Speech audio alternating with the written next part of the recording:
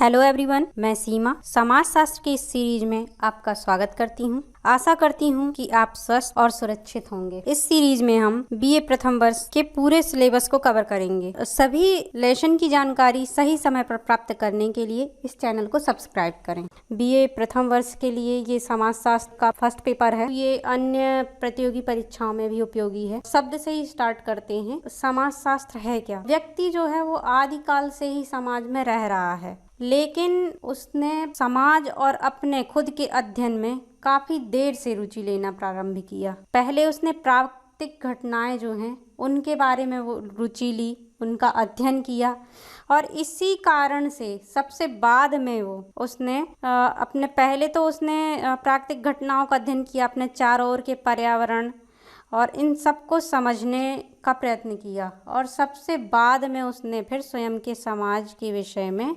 सोचना और समझना और उस पर विचार करना प्रारंभ हुआ।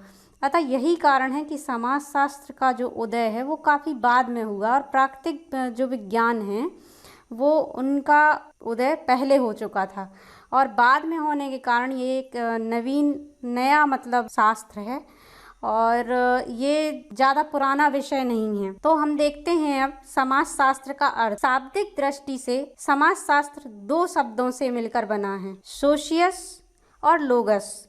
सोशियस जो है वो लैटिन भाषा का शब्द है, और लोगस जो है वो ग्रीक भाषा का शब्द है। सोशियस का अर्थ है समाज और लोगस का अर्थ है शास्त्र। तो इस तरह दोनों को मिलाकर जो अर्थ होता है वो ये है कि समाज का शास्त्र या समाज का विज्ञान। तो इस तरह समाज शास्त्र का अर्थ, सोशियोलॉजी का अर्थ क्या हो गया कि समाज का शास्त्र या समाज का विज्ञान। सर्वप्रथम ऑगस्ट कॉम्टे जो हैं फ्रांसीसी वैज्ञानिक थे, 1838 में इनने समाज शास्त्र नाम दिया, अतः इन्हें समाज शास्त्र का जनक भी कहा जाता है। सामाजिक जीवन का जो अध्ययन है इसके अंतर्गत किया जाता है। अब आगे चलते हैं समाज शास्त्र की परिभाषाओं की ओर। तो समाज शास्त्र की परिभाषाएं यद्यपि बहुत से समाज शास्त्रियों ने अपने अपने ढंग से दी हैं। कुछ ने इसे समाज का अध्ययन कहा, तो कुछ ने सामाजिक संबंधों का अध्ययन, कुछ ने समूहों का अध्ययन, कुछ ने सामाजिक अंतःक्रियाओं का अध्ययन। ठीक है, तो मोटे तौर पर इनकी जो परिभाषाएं समाज शास्त्रियों द्वारा दी गई हैं उन्हें 4 भागों में बांटा गया है। पहला है, देखते हैं समाज शास्त्र समाज के अध्ययन के रूप में। तो इनमें से जो प्रमुख समाज शास्त्री हुए वो कौन कौन से हैं? गिडिंग्स हो गए, वार्ड, समनर, ओडम। ये मुख्य रूप से ये समाज शास्त्री जो हैं जिनने कि समाज शास्त्र को एक विज्ञान माना, और समाज शास्त्र को एक विज्ञान मानकर इसका संपूर्ण समाज का एक समग्र इकाई के रूप में अध्ययन, इनने ऐसा माना कि समाज शास्त्र जो है वो एक विज्ञान है, और ये पूरे समाज का एक यूनिट के रूप में। आपको मालूम ही है कि समाज विभिन्न छोटी छोटी इकाइयों से मिलकर बना है, जैसे उसमें परिवार हो गई, संस्था और विवाह, परिवार, नातेदारी, ये सब, इन सब को मिला के ये समाज बना है। ठीक है, तो समाज जो है उनका अलग अलग तोड़कर अध्ययन न करते हुए इसने एक इकाई के रूप में इन लोगों ने माना कि ये समाज का एक समग्र इकाई के रूप में अध्ययन करता है। तो वार्ड ने अपनी परिभाषा में क्या कहा कि समाज शास्त्र समाज का विज्ञान है। समाज शास्त्र जो है वो समाज का वैज्ञानिक रूप से अध्ययन करता है। गिडिंग्स के अनुसार समाज शास्त्र समाज का वैज्ञानिक अध्ययन, यानी इनका जो सार है परिभाषाओं का वो क्या है? डंकन मिचेल के अनुसार क्या इनने कहा कि समाज शास्त्र मानव समाज के संरचनात्मक पक्षों का विवरणात्मक एवं विश्लेषणात्मक शास्त्र है।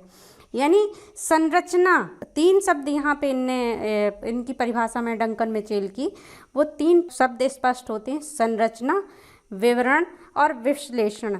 ठीक है, तो संरचना क्या है? जिन छोटी छोटी इकाइयों से कोई भी बड़ी इकाई एक समग्र के रूप में तैयार होती, तो उसका क्या है? विवरण और विश्लेषण, इसका शास्त्र है। इनने कहा समाज शास्त्र जो है समाज की संरचनाएं जो हैं उसका विवरण एवं विश्लेषणात्मक शास्त्र है। अब आगे चलते हैं समाज शास्त्र सामाजिक संबंधों के अध्ययन के रूप में।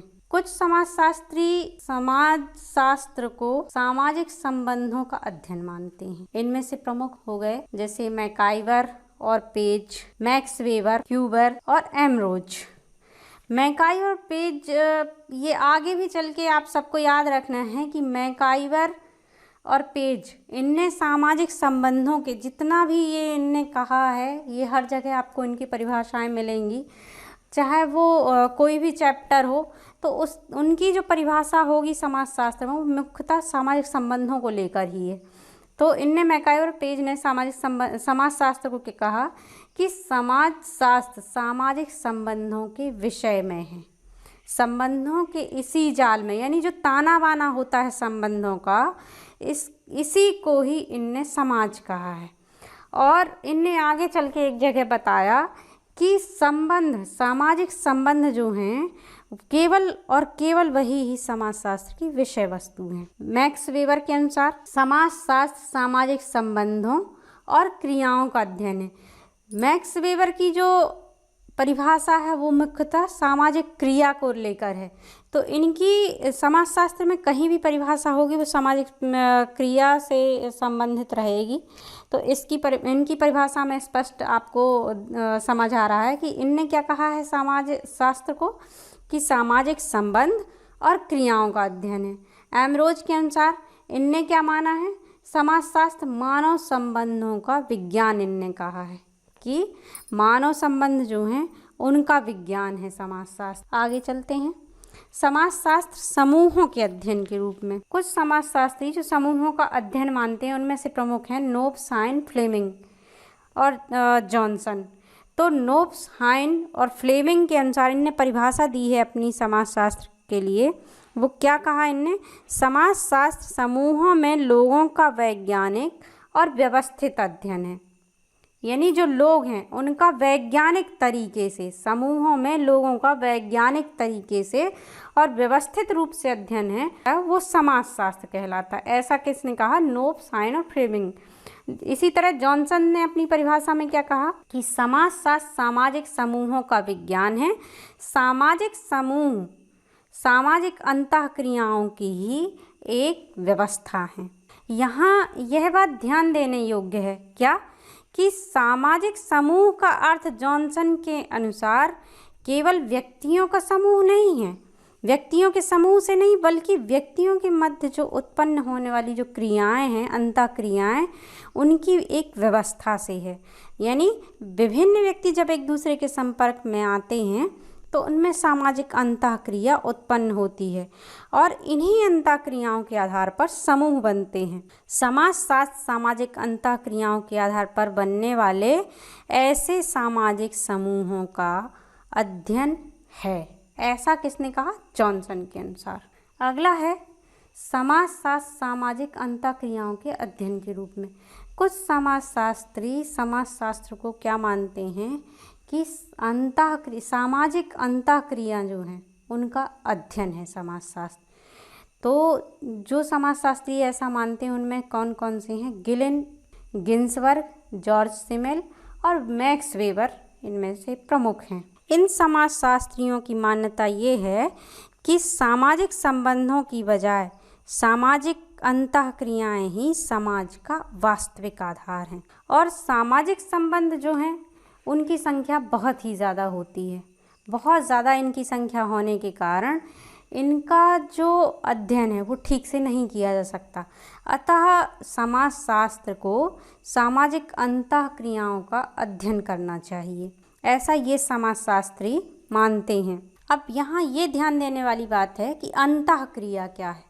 तो अंतःक्रिया से तात्पर्य है कि जब दो या दो से अधिक व्यक्ति या समूहों का जागरूक अवस्था में, मतलब एक दूसरे के प्रति वो जागरूक रहें।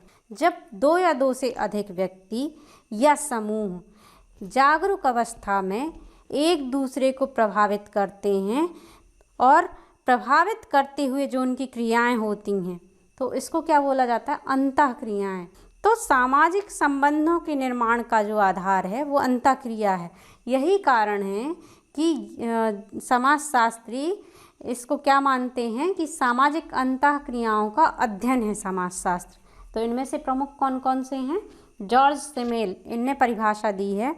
वो क्या कहा है? समाजशास्त्र मानवीय अंतः संबंधों के स्वरूपों का विज्ञान है। स्वरूपों के, अंतः संबंधों के स्वरूपों का विज्ञान है। ठीक है, ऐसा किसने कहा? सिमेल ने। अब वेबर का यहाँ पे फिर से आया वेबर का कि समाजशास्त्र वह विज्ञान है जो सामाजिक क्रिया का विश्लेषणात्मक बोध कराने का प्रयत्न करता है।